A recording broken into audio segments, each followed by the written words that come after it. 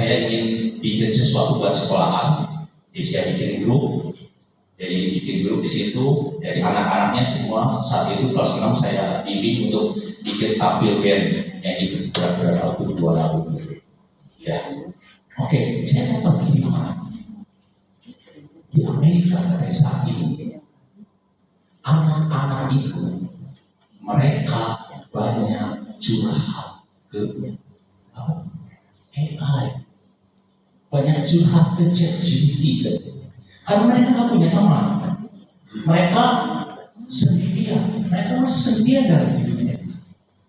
Ada satu kasus ini cukup heboh, dan ini dibahas oleh Rosi Anwar, pembawa acara, tahu ya, Rosi Anwar. Jadi dibahas katanya di Amerika saat ini anak-anak banyak menggunakan ChatGPT untuk surat, untuk konsultasi masalah mereka. Ada kasus di Amerika yang satu. Anak ini namanya Adam. Si Adam ini dia curhat ke ChatGPT.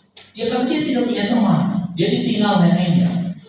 Dia merasa sedih. Curhat terus akhirnya dijawab tuh sama ChatGPT. Sama ChatGPT dia disarankan untuk bunuh diri. Ini dia bunuh diri. Ngeri ya. Sampai makanya sampai saat ini itu dia menggugat OpenAI. ChatGPT sedang akan digugat seperti itu. Karena berkontribusi terhadap orang yang ngeri. Itulah kalau kita saat ini teknologi sekarang AI itu sangat berkembang, sangat besar sekali.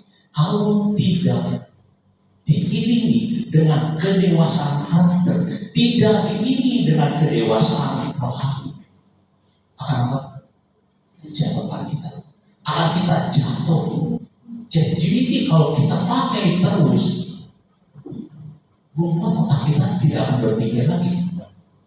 Kalau kita baca buku, kita masih harus cari-cari apa sih poin-poinnya. Kalau ChatGPT kita tulis, kita minta kasih. Kalau kita tidak dimatangkan dengan karakter kita, dengan kedewasaan rohani kita, AI akan berguna kalau kita punya kematangan dalam pemikiran, dalam rohani kita, punya karakter kita. Tetapi kalau kita tidak punya pendewasaan karakter, kedewasaan rohani, kita akan jatuh. Kita dengar juga satu kasus di Jakarta, di Smart 272. Ada apa? Anak muda bikin bom. Bayangkan, anak muda dia merasa sendirian, dia sepertinya terasing sesuai itu. Dia mungkin dibully juga, dia dibom. Bikin bom katanya sampai 5 kalau 7 baru meledak 3. Anak kecil. Itulah pentingnya kita kedewasaan rohani. Hari ini kita sama-sama akan belajar sebentar ya.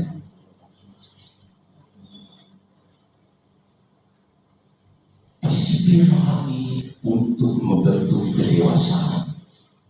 Kedewasaan seperti apa sih? Ya kita kedewasaan dalam pengajaran, kedewasaan dalam apa juga, dalam kita kuat menghadapi masalah-masalah yang ada.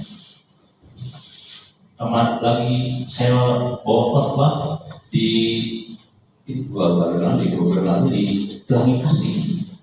Semua ini zaman itu sekarang zaman yang pasti bukan tidak pasti ya, zaman yang pasti apa? Pasti lebih susah, benar? Pasti susah dapat duit, ya kan? Bukan tidak pasti dapat duit, pasti susah dapat duit. Karena makin berat gitu. Makanya kita perlu membentuk kedewasaan dalam hal. Jangan tidak makin enak. Tapi kita perlu belajar. Bagaimana kita belajar dari seorang yang sangat muda, dari Timotius ini. Dia masih muda, sudah ditunjuk menjadi gembala maksudnya, gembala atau pendeta di Efesus. Efesus itu adalah sebuah kota yang besar. Banyak sekali input-input budaya-budaya yang mempengaruhi kota Efesus ini. Dan di sana itu sangat terkenal dengan adanya dewa Artemis.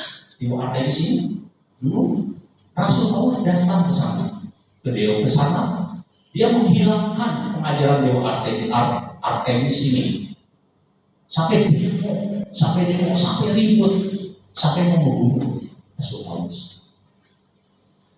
Hari ini kita akan membaca firman Tuhan dari 1 Timotius 4 ayat 7 sampai 8. Oke, mari kita baca bersama-sama ya. Baca semua di depan atau oke ya? Yuk. 1, 2, 3. Tetapi jauhilah tahayul dan dongeng nenek moyang tua. Latihlah dirimu beribadah. Latihan badan ini terbatas gunanya, tetapi ibadah itu berguna dalam segala hal karena mengandung janji, baik untuk hidup ini maupun untuk hidup yang akan datang. Di sini masih ada yang memegang dongeng tahayul. Kemarin Bapak Gembala bilang ya, ngobrol sama siapa ada di Ciuli ya, tentang tahayul gitu. Ada sini masih percaya tahayul. Kemarin saya minggu lalu ya, saya makan di mana di Pecel Surian. Lagi makan, saya sambil mau bungkus, saya minta makan. Di sebelah saya langsung ngobrol, telepon sama temennya.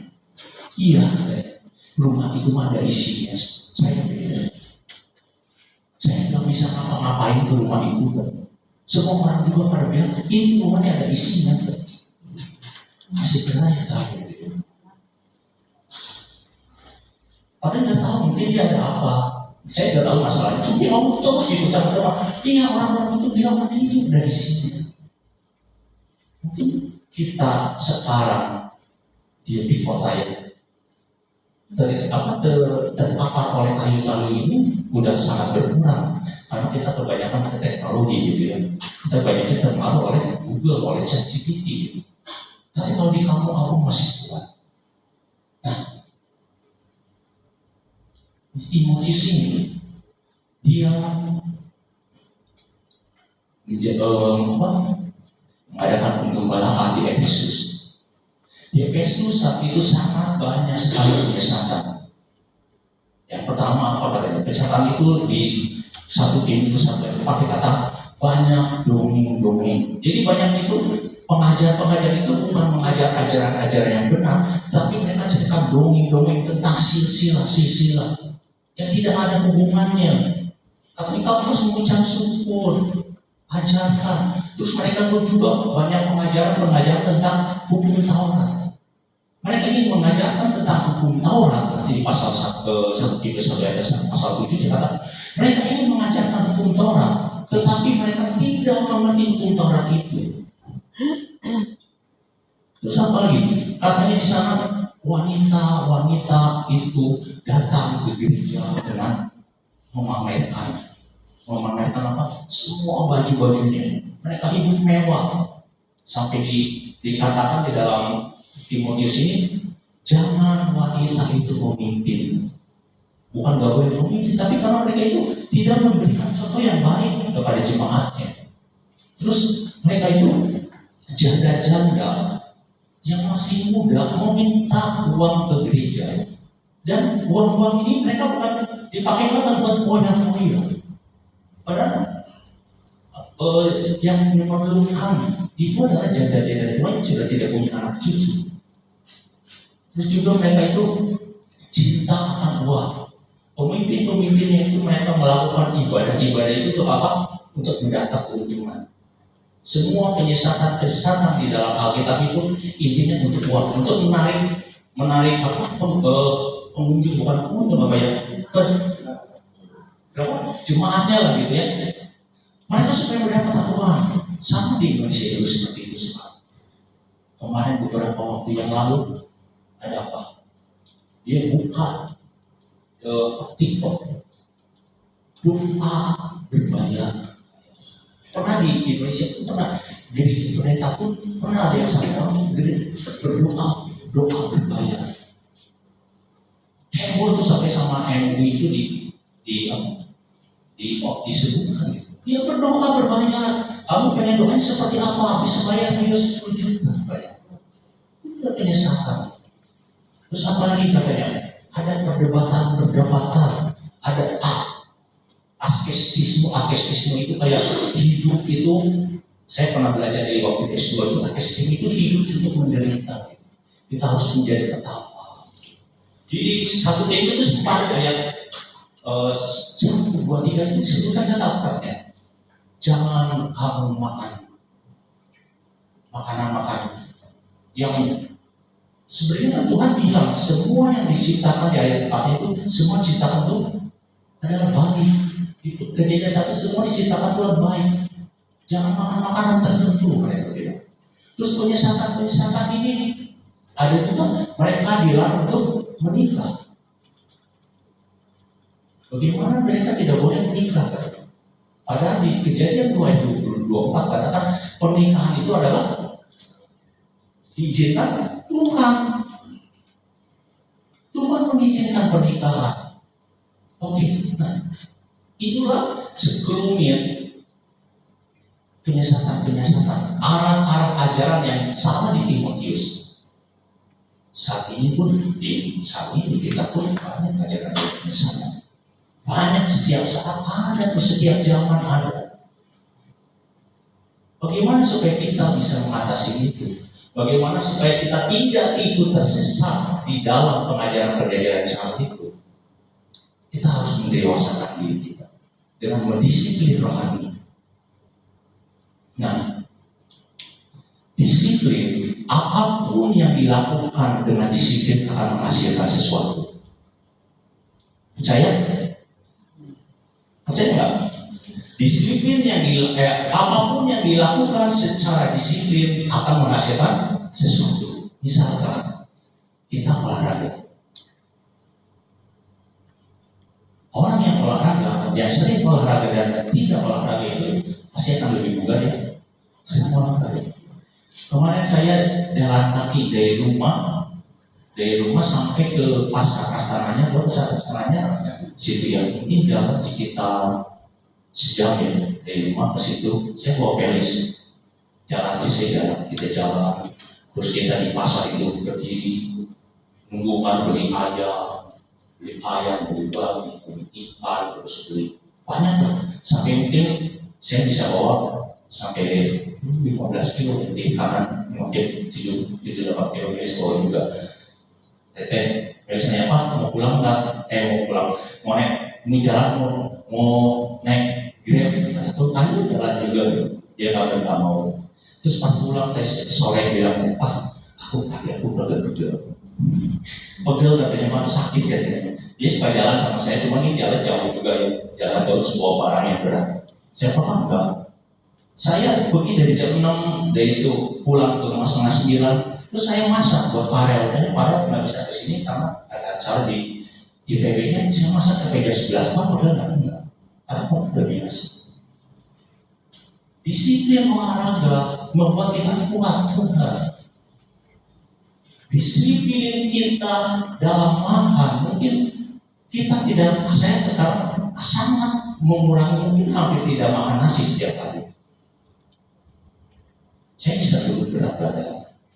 Emang cuma saya itu gagalnya karena buah-buahan. Saya nasi nggak makan tadi, sekarang di musim mangga kan. Waduh, mangga itu beli terus gitu makan, jadi ya nggak apa-apa mengurangi. Kalau disiplin makan, kita akan berat, badan kita akan tinggi. Kalau disiplin dalam rohani, apa? Timbul kedewasaan. Dewasa dalam apa sih? Dewasa dalam pikiran. Saat kita menghadapi masalah, kita tidak menyalahkan Tuhan, tapi tahu Tuhan ingin membentuk saya. Tuhan ingin kita itu naik level. Untuk apa sih? Kita bisa mengenal ajaran yang benar. Kita bisa mempunyai karakter yang kuat. Kita punya iman yang tidak transaksional. Transaksional itu seperti ini. Saya akan ke gereja, Saya akan berdoa, saya akan membaca Alkitab kalau Tuhan memberkati saya. Kalau saya tidak diberkati, kalau saya susah terus, saya nggak mau baca Alkitab. Itu iman tradisional. Kita tidak akan punya iman tradisional. Nah, kita kan belajar dari Timotius. Apa sih yang dilakukan Timotius untuk dia mempunyai iman yang dewasa? Secara umur dia muda. Di pasal 1 Timotius 4 ayat 12 katakan, jangan semua orang menganggap kamu muda. Karena saat itu banyak pengajar-pengajar, banyak pemimpin agama itu mereka udah tua, sehingga menganggap Paulus itu, kamu siapa gitu? Kamu bukan siapa saja. Nah, saya ambil dari tadi dari 1 Timotius 4 ayat 7b ini. Latihlah dirimu beribadah. Latih disebut sama dengan disiplinlah dirimu beribadah. Dari kata Yunaninya ini, katanya disiplin itu adalah gimnazo atau berlatih membiasakan diri. Seperti latihan di atletik, di gym, atau seperti berlari atau gulat atau seperti olahraga yang lain. Latihan di gym di tempat. Hari ini saya akan membagikan 3 pilar, 3 poin bagaimana supaya kita menjadi disiplin. Saya ambil dari tempat gym. Saya terinspirasi dari tempat gym. Bagaimana sih supaya semua orang itu bisa bugar, bisa mempunyai badan yang bagus? Satu itu gym. Yang pertama saya bagikan. Yang pertama, mungkin Bapak Ibu pernah melihat sekilas tempat gym. Billboard yang sekali gym seringnya. Saya ke tempat gym hanya paling treadmill, terus paling pakai alat buat press dada gitu. Udah cuma itu doang, yang lain enggak. Alat untuk nge-gym ini sangat banyak. Mungkin kalau saya suka di grup itu mungkin ada sampai puluhan gitu. Di atas 50 alat gitu. Mungkin tadinya kita saya ingin membesarkan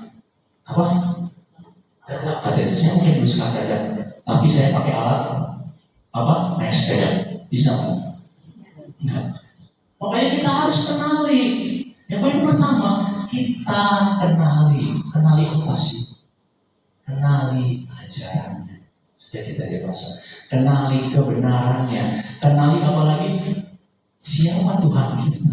Saya ambil dari 1 Timotius 4 ayat 13 katakan, sementara itu sampai aku datang bertekun dalam membaca kitab suci, dalam membangun, dalam mengajar. Kita kenali siapa Tuhan kita, siapa ajarannya. Kenali kebenarannya, ajarannya. Ajaran seperti apa sih yang Tuhan minta dari hidup kita? Jemaat Efesus saat itu banyak penyesatan. Ajarannya salah semua. Mereka hanya ingin mencari pengikut mereka supaya mereka mendapatkan uang. Mereka hanya cuan-cuan. Mereka tersesat. Di pasal 1 ayat Timotius 4 ayat 1 dikatakan banyak orang-orang saat itu tersesat karena pengajaran itu. Sama Paulus zaman dulu banyak penyesatan. Saat ini pun sama, kita banyak penyesatan. Yang perlu kita ketahui ajaran yang benar seperti apa, yaitu yang fundamental, yang mendasar apa, yaitu Allah Tritunggal dan keselamatan. Ini yang membedakan antara Kristen dan bukan Kristen. Jadi kalau kita misalnya saat mendapatkan pengajaran baru, mereka keluar dari Allah Tritunggal ini, dari keselamatan itu, mereka itu berarti bukan ke Kristen. Apa sih Allah Tritunggal itu? Allah Tritunggal adalah satu hakikat, 3 pribadi. Satu hakikat, 3 pribadi. Jadi Allah Bapa, Allah Anak, Allah Roh Kudus. Mereka ada 3, tapi di ayat disebutkan ini Esa. Satu. Banyak orang bilang, wah Kristen itu Tuhannya 3. Tuhan kita satu hakikat, 3 pribadi. Kalau seorang pembicara mengatakan apa sih, gimana sih menggambarkan Tritunggal itu? Tritunggal itu seperti hakikatnya itu unsurnya itu seperti tanah liat. Tanah liat itu dibentuk apa? Periuk. Dibentuk apa? Bejana. Dibentuk lagi tempat minum. Nah itu seperti itu, satu unsurnya, tetapi beda kepribadiannya. Tapi memang tidak bisa menggambarkan 100%. Jadi kalau kita dalam belajar Allah Tritunggal ini, katanya dia dikatakan ini, jangan kamu mengerti dulu baru kamu percaya. Tidak akan bisa. Kamu percaya dulu pasti akan mengerti oleh Kudus. Ini yang harus kita pegang. Udah mental kita itu Allah Tritunggal. Kalau udah keluar dari Allah Tritunggal itu berarti bukan kekristenan. Salah satunya apa? Saksi Yehova. Saksi Yehova itu mereka percaya Allah, tetapi mereka tidak percaya Yesus itu sebagai Allah besar. Dia sebagai nabi gitu. Kalau Allah itu adalah maha kuasa, kalau Tuhan Yesus itu adalah punya kuasa, tetapi tidak maha. Jadi jadi yang mengatakan bahwa Yesus itu bukan Tuhan, tapi dia nabi terakhir. Itu yang perlu kita pegang. Terus yang kedua adalah keselamatan. Keselamatan dikatakan di dalam firman Tuhan hanya satu-satunya Tuhan juru selamat kita, tidak ada yang lain. Saat ini ada namanya Kristen Progression. Sekarang sudah mulai, nggak tahu masih muda atau masih berjalan ya. Kristen Progression mengatakan bahwa keselamatan bisa melalui siapa saja, melalui agama saja, apa saja. Kemarin pun saya di grup SMP gitu ya. Saya mah beragama, dan agama mah semua katanya menyelamatkan kita, membuat kita baik. Yang penting kita hidup baik, masih kita selamat. No. Yang membedakan kekristenan dengan agama lain karena kita punya jalan keselamatan. Tuhan pasti mengatakan yang dengan jelas, katanya di waktu akulah jalan kebenaran dan hidup. Tiada seorang pun yang datang ke Bapa tidak melalui aku. Kita perlu pegang ajaran ini, kebenaran ini. Ajarannya itu yang pertama itu fundamental ini, Allah Tritunggal dan keselamatan ini yang menentukan antara Kristen dan bukan Kristen. Kita harus pegang itu. Mungkin untuk ajaran-ajaran lain, seorang pembicara bilangnya ajaran-ajaran lain itu mungkin ada perbedaan. Perbedaan paling membedakan ajaran. Ya, seperti Calvin dan satunya Calvin sama Arminian, itu hanya membedakan aliran saja. Itu masih percaya dengan Allah Tritunggal, oke. Terus mungkin ada lagi aliran-aliran katanya, mungkin ada yang fundamental yang ketiga katanya, ajaran-ajaran yang ketiga, paling ada perbedaan di dalam gereja. Di poin yang pertama, saya ingin supaya kita dewasa dalam hal rohani. Itu apa? Mengenali ajaran kebenaran. Bukan hanya kebenarannya, kita kenali juga Tuhan kita. Siapa Tuhan kita? Dia Allah yang setia, Allah yang pasti menjawab semua doa-doa kita. Tidak ada doa yang tidak dijawab. Tapi Tuhan ingin kita dalam proses. Dia Tuhan yang tak pernah meninggalkan, yang selalu mengingatkan kita. Poin pertama, kenali kebenarannya. Katakan ini seperti seorang atlet yang memahami dasar-dasar latihan untuk membangun tubuhnya supaya fit, supaya dia bisa menjadi juara. Orang percaya yang memperdalami firman dan mengenal siapa Tuhan yang sejati akan memiliki arah yang jelas, hati yang teduh, langkah yang tidak goyah, di tangan yang banyak ajaran yang menipu. Di pengenalan akan Tuhan adalah kompas rohani menuju menjaga kita tetap di jalan yang benar. Dikenali kebenarannya untuk menjadi kompas dalam hidup kita. Jangan seperti kita Adam yang di Amerika itu, dia mencari kedewasaan, curhat hanya untuk kecicipi sehingga akhirnya dia meninggal. Yang kedua yang saya mau bagikan itu, biasanya kalau di tempat gym ada seorang namanya Titi, tahu Titi? Namanya personal trainer. Personal trainer itu saya lagi pertama kali masuk di grup sama ada bonus untuk dapat personal trainer gratis. Untuk apa sih dia? Dia membimbing kita gitu. Karena alat banyak itu dia membimbing. Kamu mau besarin dulu ini, kamu lakuin ini dulu, lakuin ini dulu, lakuin ini. Dia membimbing kita sampai supaya menghasilkan sesuatu yang cukup bagus untuk badan kita. Kita jadi tidak tahu alat di mana gitu. Saya harus mulai dari mana ya? Kita harus mulai di mana? Ya sedikitnya karena saya mengikuti PT itu, saya dapat free sebulan, saya diajari, oh kamu mulai ini. Kita bisa mengikuti. Saya ambil dari 1 Timotius 4 ayat 14 dan 15 kan. Janganlah lalai menggunakan karunia yang ada padamu, yang telah diberikan kepadamu oleh nubuatan dengan penumpangan tangan sidang penatua. Perhatikan semua itu, hiduplah di dalamnya supaya kemajuan nyata ke semua orang. Jadi Paulus mengatakan ke Timotius itu, ayo, kamu sudah dibimbing, kamu sudah dilayani oleh Paulus, kamu sudah dilayani oleh mama nenek moyang kamu. Kamu lakukan kepada semua. Jadi poin kedua itu membimbing dan dibimbing. Untuk orang yang sendiri sudah oke banget dalam orang iman kita membimbing. Untuk orang yang mungkin masih rohani, saya masih perlu bimbingan, minta dibimbing, disiplin dalam dibimbing. Nah ini kita siapa? Timotius itu adalah siapa neneknya? Ada yang tahu? Louis. Mamanya? Eunike. Oke. Dia katakan di dalam 2 Timotius 1 ayat 5, sebab aku akan terangkat pada imanmu yang tulus ikhlas. Suatu iman yang pertama-tama hidup di dalam nenekmu Lois dan ibumu Eunike, dan apa yang yakin hidup di dalam dirimu juga. Jadi Timotius mengalami suatu kedewasaan dalam rohani. Dia karena dibimbing oleh siapa? Oleh neneknya. Dia dibimbing oleh siapa? Mamanya. Hanya perlu kita mau disiplin, kita mau dibimbing.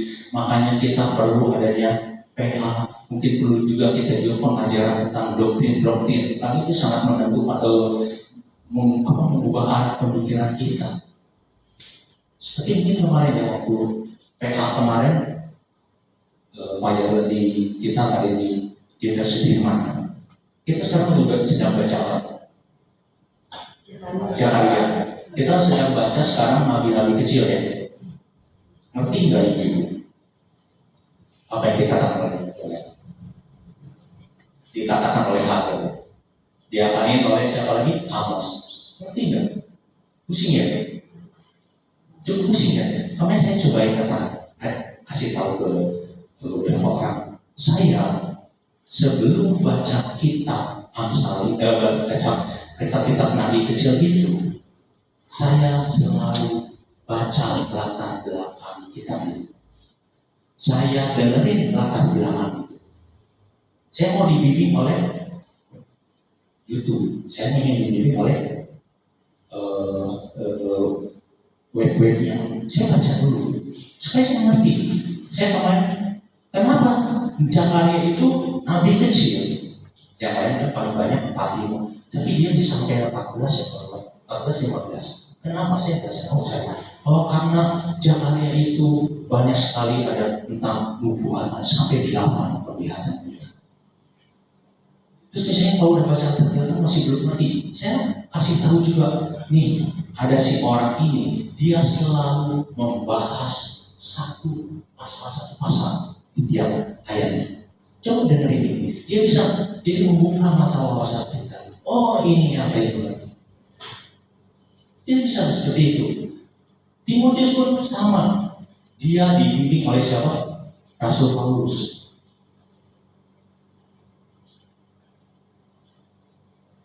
Dia bimbingannya waktu Paulus itu datang ke daerah Efesus yang baru salah, dia ketemu sama orang tuanya.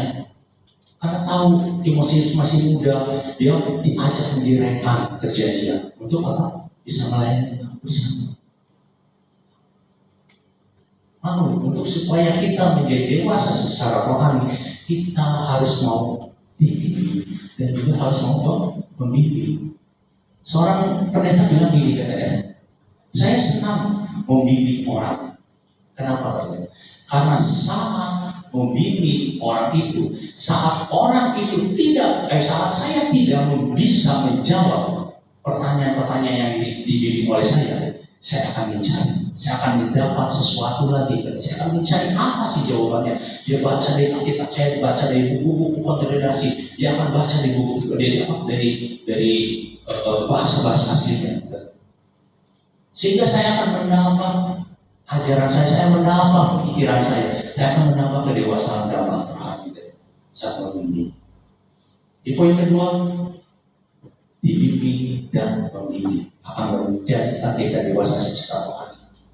Nah ini, teladan Paulus banyak penyesatan ini. Di gambar yang pertama itu apa katanya? Itu banyak pengajar bidan yang penyesat. Terus ada yang kedua itu mereka tidak boleh makan makanan yang tertentu katanya. Terus mereka tidak boleh kawin. Terus mereka mencinta uang, mereka melakukan ibadah mengajar untuk mendapatkan uang. Terus mereka itu banyak percecokan di sana. Debat yang ketika debat kursi. Aku harus memberikan itu. Saya lagi juga sama. Saya sekarang sudah lulus, tapi saya juga masih nelfon ke teman-teman saya gitu yang belum lulus. Saya nelfon ke Asmos, udah selesai belum? Sok mau dibantu apa sama saya? Sok tugas saja, dia udah selesai dalam tugas-tugasnya dia ambil manipulasi, masih ada yang belum selesai, sok saya bantu. Sok kamu di mana kata aku? Sok saya bantuin bikin tugasnya Pak. Gue ini juga sama gitu. Bu, sok susah, sok saya bantu kemana Bu? Ayo bantu. Kamu bikin tugas, pas nanti saya mesti duduk ke sini. Saya bikinin, Bu buat panduan kata saya. Sampai dia telepon ke saya. Pak Sandi, minta nama jelas Pak Sandi. Buat apa? Saya mau tulis di ucapan terima kasih katanya. Pak Sandi sudah banyak membantu saya, mendorong saya untuk selesai tesis ini. Saya juga namanya Kak Sandy, sama dia juga. Di Pak Bupala tahu ya Pak Sandy. Dia belum selesai. Ayo Pak Sandy, saya setiap bulan mau dia. Ayo Pak Sandy, maju. Sampai terakhir itu, kemarin saya kirim sama Bu Eli, itu teman kuliah saya. Pak Sandy dan Bu Eli nanti sidang pakai ini. Puji Tuhan gitu. Sampai kemarin saya telepon terakhir Pak Sandy. Pak, sok butuh bahan apa sama saya dicariin ya. Pak, tolong cariin bagi saya cari saya kasih langsung. Wah, saya udah cari di internet nggak dapat. Saya coba cari dapat. Oh ini bagus ya. Jadi bagaimana supaya kita menjadi dewasa? Kita mau dibimbing, disiplin dibimbing, hadir terus dalam kebaktian, hadir dalam PH kita, hadir dalam ini yang kegiatan rohani gitu. Jangan sampai kita pulang dalam kegiatan rohani kita tidak membawa sesuatu apa. Poin ketiga yang saya ingin belajar dari ngejim ini ini, tidak ada orang yang badannya akan fit terus kalau dia tidak tekun berlatih. Saya pernah bilang dengan seseorang yang suka ngejim. Katanya bilang, kita berhenti ada 2 minggu, badan kita akan katanya, ototnya akan berkurang. Jadi supaya kita punya badan yang fit, badan kita yang bagus, mungkin dalam bentuk itu ya bagus, kita harus tekun melakukannya. Bagaimana supaya kita bisa dewasa secara rohani? Kita harus tekun. Tekun dalam apa sih? Katakan dalam 1 Korintus 4 ayat 8, awasilah dirimu, awasilah ajaranmu, bertekunlah dalam semuanya itu. Karena dengan berbuat demikian engkau akan menyelamatkan dirimu dan semua orang yang mendengar. Awasi ajaranmu, awasi diri sendiri. Jangan sampai kita apa? Loyo. Jangan sampai kita tidak ada semangat dalam hidup kita. Timotius ingin mengajarkan pada kita, ayo semangat terus dalam hidup kita. Awasi kita. Jangan kita terbuai oleh karena, aduh Tuhan, saya nggak dapat uang Tuhan hari ini. Saya nggak mau Tuhan, nanti saya cari uang dulu. Tuhan hari ini saya nggak dapat berkat. Tuhan apa ini? Jangan. Awasi diri kita, ajaran kita. Dalam 2 Timotius 4:14 katakan, tetapi tetaplah dalam apa yang telah kau pelajari, yang telah kau jalani, yakini, karena sejak kecil kau sudah mengenal kitab suci. Timotius sejak kecil sudah mengenal kitab suci dari siapa neneknya, dari mamanya. Terus dia tekuni. Dia udah besar, dia dibawa oleh Paulus. Dia terus tekun mengikuti Paulus. Ikut Paulus itu tidak enak kok. Capek. Paulus disebutkan apa sih? Saya berapa kali, 3 kali terkena badai. Saya dilemparin, saya terdampar, saya disambut, saya dilemparin. Tidak enak, tapi dia ikut, dia mau bertekun. Dia saat menghadapi jemaat-jemaatnya di Efesus yang mungkin pusing gitu ya, nggak pada nurut gitu, bikin ajaran sendiri-sendiri, cari duit sendiri, pada ribut di gereja. Apa yang terjadi? Paulus bertahan. Dia dibimbing oleh Paulus sehingga dia buat. Katakan, ketekunan akan membuat dewasa dalam iman. Dia tidak menjadi iman transaksional. Tidak ada jual beli iman. Kalau kita diberkati baru melayani Tuhan. Kalau kita misalkan tidak diberkati Tuhan, saya akan melayani Tuhan. Tidak. Dan saat menghadapi masalah, karena kita punya kedewasaan iman, kita akan kuat menghadapi rintangan. Dokter melakukan ke saya, San, gimana kabarnya? Aku bilang, gentar kata saya, gentar. Saya gentar kata dia, tapi saya punya pengharapan.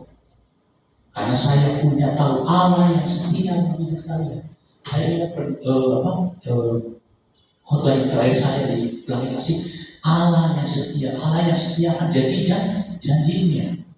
Gentar, tapi saya punya pengharapan karena saya punya Allah semesta. Dia yang tak pernah meninggalkan kita. Lagi dia yang selalu memberikan damai sejahtera dan memberikan jalan keluar.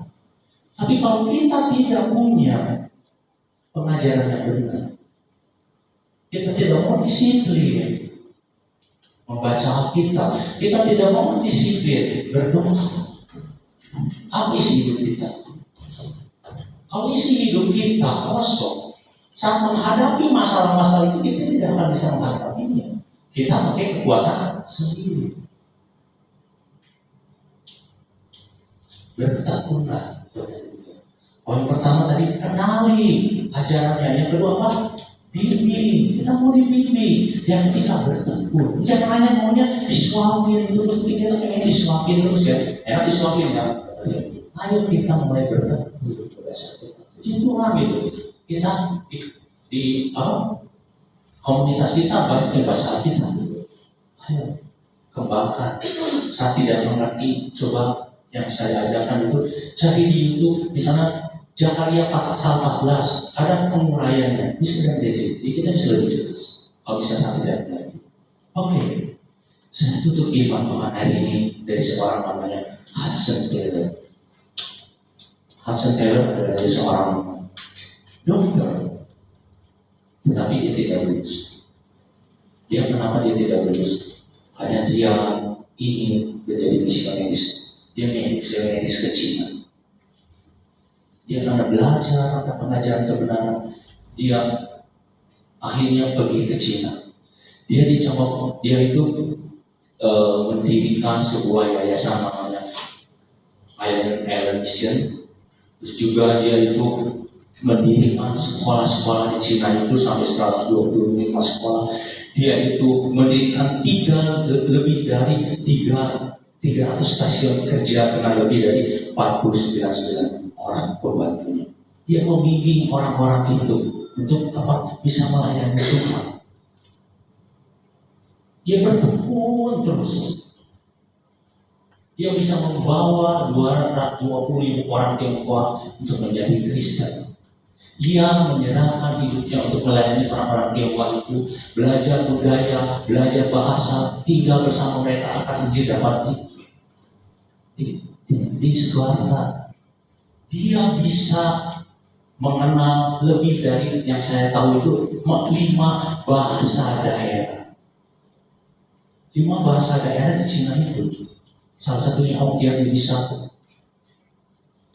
Dia belajar, itu perlu untuk belajar perlu ketekunan. Kenapa? Dia pengen belajar supaya apa yang dia sampaikan itu bisa mengena pada jemaat, pada orang-orang itu. Bagaimana dia itu membawa anak-anak membawa pembantu-pembantu itu memakai baju Tionghoa itu. Mereka sudah diganti semua. Penampilan mereka itu suruh diganti semua, pakai seperti orang Chinese. Orang-orang banyaknya jenggotnya sudah dikupas, cukur, jenggotnya harus dicukur, terus dia kepalanya, rambutnya dikuncir supaya diterima oleh itu. Semua pengorbanan, setelah ketekunan. Dia membimbing Mesias baru karena dia punya kedewasaan rohani. Dia itu punya sakit tulang belakang. Dia sampai 5 bulan itu lumpuh. Tetapi dia dalam keterbatasan dana, dalam penyakitnya, atau dalam bahaya semuanya, ada dia itu dituduh dengan banyaknya, ada bikin suatu pergerakan untuk memecahkan Cina. Dia semua dialami dia. Tapi karena dia punya kedewasaan rohani, dia terus jalan. Mari hari ini kita sama-sama kita mau disiplin rohani. Dan Roma 12 ayat 11 katakan, janganlah hendaknya kerajinan kendor, biarlah rohmu menyala-nyala dan layani Tuhan. Disiplin itu tidak terjadi secara instan. Yang terjadi secara instan itu apa? Indomie ya. Kalau disiplin harus dengan sebuah proses ya. Terus dengan mengenal kebenarannya, dengan menerima bimbingannya atau kita membimbingnya dan ketekunan, iman kita akan jadi kuat. Kita tidak akan digoyahkan oleh ajaran-ajaran lain. Kita tidak akan digoyahkan oleh masa-masa dan hidup kita, pelayan kita, dan kita menjadi teladan bagi semua orang. Paulus dia pun muda katakan, jangan kamu muda jika kamu tidak menjadi teladan. Jadilah teladan. Seperti Timotius terus belajar dan bertumbuh, kita pun dipanggil untuk hidup disiplin, setia bertumbuh dalam Tuhan, membiarkan disiplin rohani membentuk kedewasaan iman kita. Hari kita belajar sama-sama, kenali ajarannya, dibimbing dan bertumbuh. Kita main kuat, kita ingin bisa menghadapi hidup ini yang pasti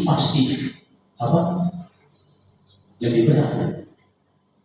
Kalau kita tidak bersama Tuhan, kalau kita tidak hidup di dalam Tuhan, kita tidak menyembah.